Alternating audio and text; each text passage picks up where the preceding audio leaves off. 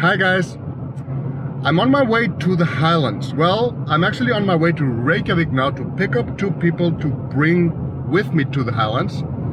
It's gonna be a 3-day tour, just like a sample tour.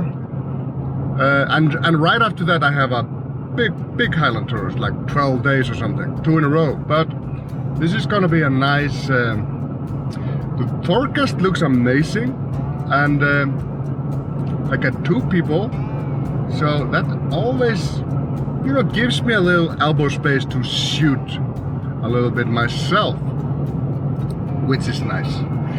I'm shooting this on my new Osmo Action camera, and I bought this yesterday to simplify my life a little bit. I'm trying to, well, I will not use this camera for like some epic landscape scenes. I'm basically just for this kind of shooting, you know, when I'm just in the car or walking around, talking head stuff basically. So we have arrived in Landmannalaugar, or Landmannalaugar, like the tourists like to call it, and we're about to climb a mountain. To be more specific, that mountain over there, it's called Bláhnjúkur, and it should take us about an hour-ish, maybe a little more. We're not in a hurry, we have about 2 hours until sunset, so the plan is to be up there at sunset. There's always the big question of, should I just bring the small tripod, my travel tripod, or should I bring this big ass tripod? I don't know. Now it's heavy. The wind has died down somewhat, so with no wind, the small tripod should do the job. Well, at least I'm gonna take the chance. There's a lot of fly here. It's driving me nuts. I'm hoping that it's just here, and when we're heading on up the mountain there will be not as much fly, but I should have brought my net, my fly net over the head. That would have been so much better. Roll down the river now, and I ain't taking anybody back where we're going from here. 'Cause where I'm headed to, I know. So we have started our ascent on this mountain. Here the guys. Say hello guys. Hello. This is guy 1 and this is guy 2. We were just discussing that the lava field over here, when that rushed forward, you can see tiny campsite is over there. It just stopped at the campsite. It's a miracle. So on we go up this bloody mountain. Kind of a nice reminder that I haven't really climbed any mountain in a few months, so I can definitely feel this. But I should survive. I think so. I will survive.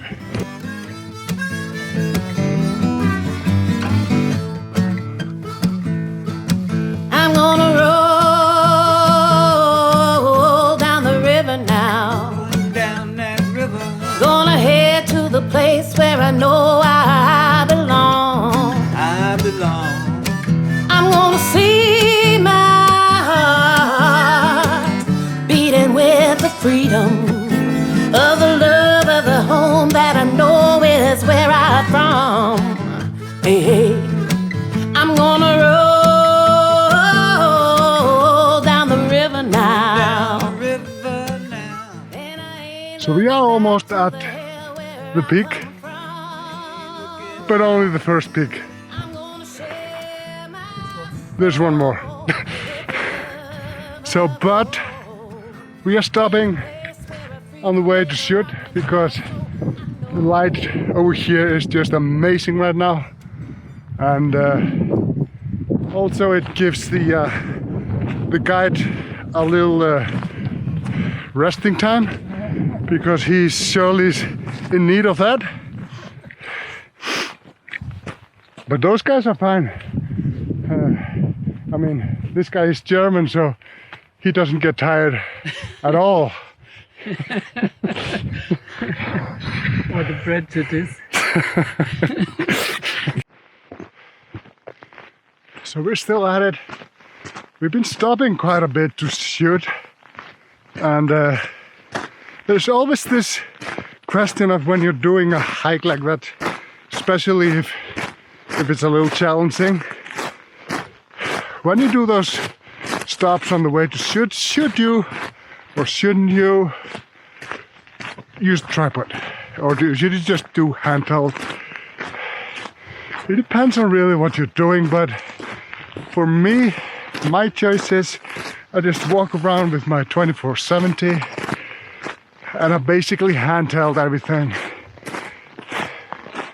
It's quite a hassle to take a tripod every time you want to stop and set that up.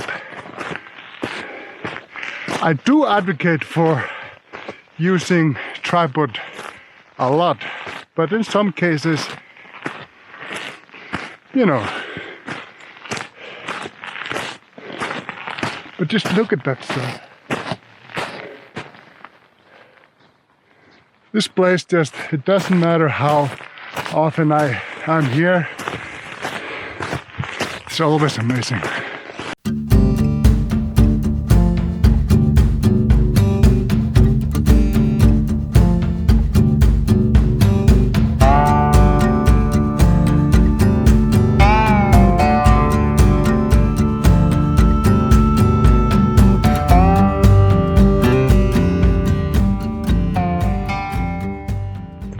So we have made it to the top of this mountain, and this guy, the German guy, he just stood on this bloody rock over there. You know, don't tell anyone. His legs are shivering. His legs are shivering.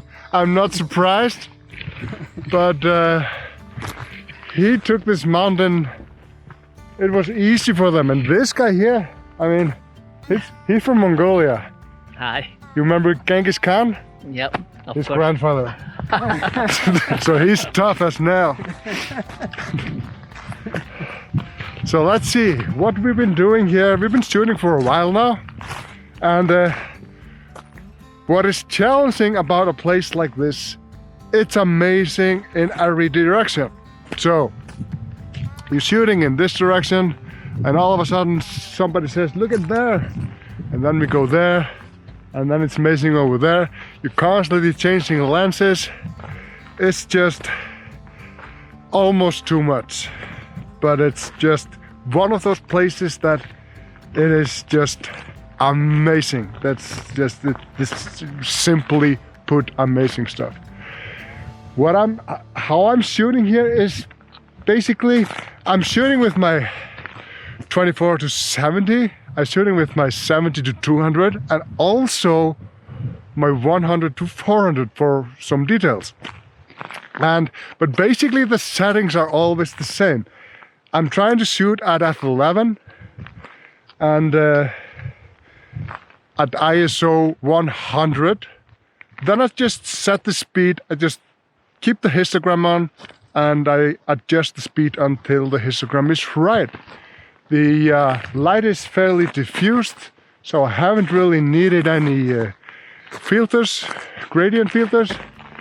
So it's not a complicated thing to shoot here. It's fairly easy, but what is the tricky part is to find compositions here, because we're not just shooting randomly in the air. For example, if you see over there, I don't know if you can see it in this footage, but I will put a photo of it also. There's like, if you see down in the gully there, there's like an S-curve leading up to that mountain over there. That's a nice shot. over there, but the light is hitting the top over there. There's a really nice pattern. So it looks random when you see photos from here. It kind of looks random, but it's not. There's always some thought put into it, but there is still like 15 minutes till sunset. So we'll be shooting here a little bit until past sunset, then we head our way down. Not the same way we came up. We came up here, but we will go down there. If you can see those Germans over there, they were just here. They're going down. So now we head down this mountain. Not as challenging cardio-wise, but you should always be careful when you descend, because even if it's harder on your legs, and most accidents actually happen on the way down, not on the way up. But it's been a really great sunset, and you can see there that you can still see the sun, but it's sunset, but it's not going any lower. So in about 2 hours there will be sunrise again, and we are moving to another location. It will take us a while to get down here and walk back to the car. So we should be just before sunrise at the next spot.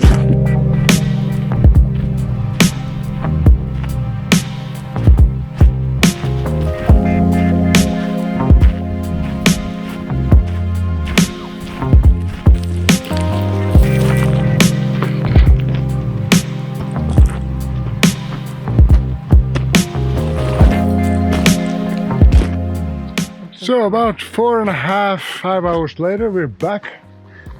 How was it? Very good. Very good? Good trip. Are you tired? At least a little bit exhausting. Yeah, we earned those photos, but they were good. So we are gonna end this day here at Lake Frostastaðavatn, which is this beautiful lake over here. Focal point would be those two mountains over there. In the distance you can probably not see it that well in this camera, and this mountain over here. With that, I'm gonna end this video. Tomorrow I'm gonna start a new video which you will see next time. Thank you for watching. Bye.